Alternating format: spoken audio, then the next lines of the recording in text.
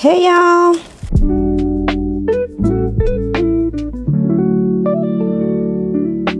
The Whole 30 Challenge.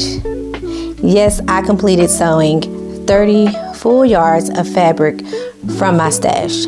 If you're not familiar with the Whole 30 Challenge, it was started by Pink Mimosa by Jacinta over on Instagram. The Whole 30 Challenge challenges you to sew 30 yards of fabric from your stash before buying more fabric. Besides sewing, we're fabric hoarders, fabric collectors, and sometimes we have a hard time just sewing from our stash for some reason.